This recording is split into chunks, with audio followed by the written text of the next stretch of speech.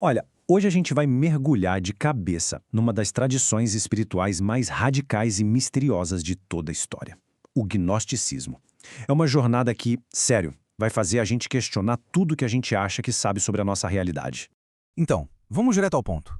Aquela pergunta que é o coração do gnosticismo.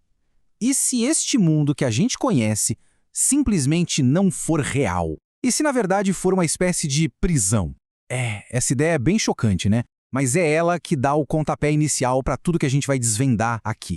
Sabe aquela ideia de um universo perfeito, criado por um Deus super amoroso? Pois é, para os gnósticos a história é bem diferente. Eles viam o mundo material como algo falho, sabe? Tipo uma cópia pirata mal feita de um original divino que é perfeito. E pior, essa cópia não é só ruim, ela é uma armadilha, uma prisão super bem elaborada, feita para prender a coisa mais valiosa que existe dentro de nós. Tá, beleza. Se o mundo é uma prisão, fica a pergunta: quem é o carcereiro? Bem, os gnósticos tinham um nome para ele: o Demiurgo. Pensa nele como o grande arquiteto do nosso universo. Só que, e aqui que a coisa fica maluca, ele não é o Deus verdadeiro. Longe disso. Ele é visto como uma entidade inferior, um criador meio ignorante que, na sua arrogância toda, acha que é o único Deus que existe. Ele é completamente cego para a luz verdadeira que brilha muito além da sua criação. E olha só que interessante esse mapa cósmico deles. É uma hierarquia bem definida. Lá no topo mesmo, está o Deus verdadeiro, num lugar perfeito chamado Pleroma. Mas aí, alguma coisa deu muito errado. Um ser divino chamado Sofia, que significa sabedoria, cometeu um erro. E desse erro, dessa queda, nasceu o tal do Demiurgo. E ele, para organizar o seu reino, criou seus próprios capangas, os arcondes, que são os guardiões que ajudam a manter todo mundo preso aqui. Tá, e a gente? Onde é que a humanidade entra nesse drama todo? A resposta dos gnósticos é linda e trágica ao mesmo tempo. É que, no fundo, a gente não pertence a este lugar. Nós somos exilados. Somos como pequenas faíscas de luz divina perdidas num mundo de escuridão. Essa ideia da centelha divina, ela é o puro suco do gnosticismo. A crença é que dentro de cada pessoa existe um pedacinho daquele reino perfeito, o pleroma. É uma chama sagrada. E essa chama é quem a gente realmente é. A nossa verdadeira essência, que está aqui presa numa casca de carne e osso. Mas aí vem a pergunta, né? Se a gente tem essa luz toda, por que não sentimos isso? A resposta, segundo eles, é que a gente sofre de uma espécie de amnésia espiritual. A nossa centelha divina está ali, mas está adormecida, tipo um gigante que esqueceu que é forte. A gente fica tão perdido nas distrações do dia a dia, do mundo material, que simplesmente esquecemos de onde viemos, da nossa casa de verdade. Só que, olha só, nenhuma prisão é a prova de fuga, certo? E para essa prisão cósmica, os gnósticos diziam que existia sim uma chave. Uma única chave capaz de abrir todas as portas e nos libertar. E o nome dessa chave é gnose. E aqui está o pulo do gato, a parte mais importante de todas. Gnose não é sobre estudar, não é conhecimento de livro, não é algo que se aprende na escola, é uma revelação. É uma iluminação que brota de dentro, sabe? Uma experiência que desperta aquela centelha divina adormecida. É a diferença brutal entre você acreditar em alguma coisa e você saber essa coisa porque sentiu na pele. E é claro que essa busca pela gnose colocou eles batendo de frente com a igreja que estava se formando na época. Pensa bem, de um lado, a gente tem a pistis, que é a fé. É confiar no que os outros dizem, seguir os dogmas, a autoridade externa. Do outro lado, a gnose, o conhecimento direto. É valorizar sua própria revelação, a autoridade que vem de dentro. Eles não achavam que precisavam de um intermediário, um padre, um bispo, para dizer o que era a verdade. Eles buscavam ela dentro deles mesmos. Ok, então a pergunta que fica é: como é que a humanidade presa e com amnésia ia conseguir descobrir esse conhecimento todo? A gente ia conseguir sozinho?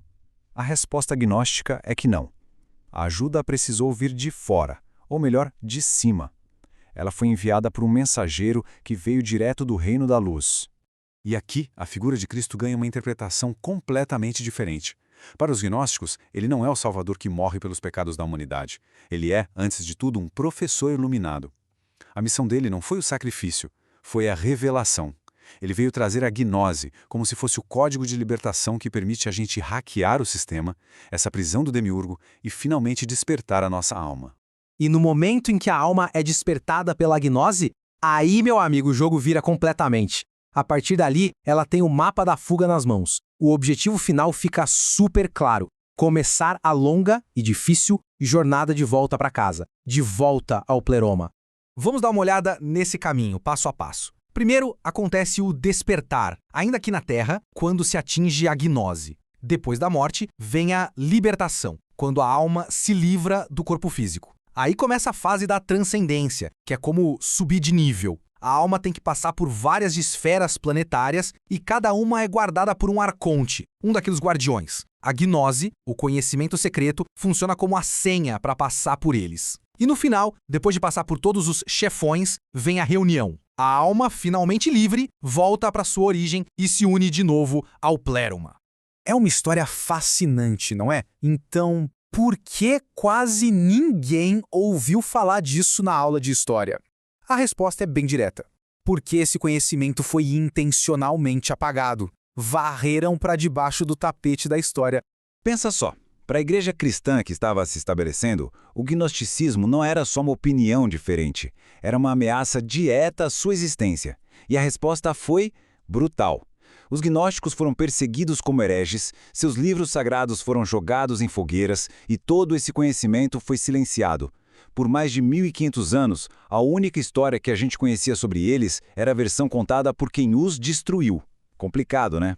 Isso até 1945, quando o destino, ou o acaso, mudou tudo.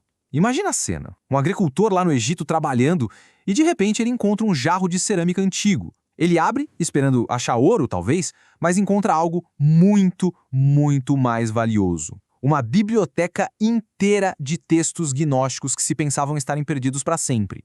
Pela primeira vez em séculos, as vozes dos gnósticos que tinham sido caladas puderam ser ouvidas de novo e agora com as palavras deles mesmos. Essa descoberta foi um portal, sabe? Abriu as portas para um universo de sabedoria que a gente achava que tinha desaparecido. E para quem ficou com aquela pulga atrás da orelha, com vontade de ir direto na fonte, muitos desses textos incríveis, tipo o Evangelho de Tomé, o de Maria Madalena, estão reunidos num livro chamado A Bíblia Gnóstica Proibida. É, sério, uma ótima pedida para quem quer explorar essas ideias por conta própria. Fica a dica. E, para fechar, acho que todo gnosticismo se resume a uma pergunta bem profunda. Uma reflexão para a gente levar.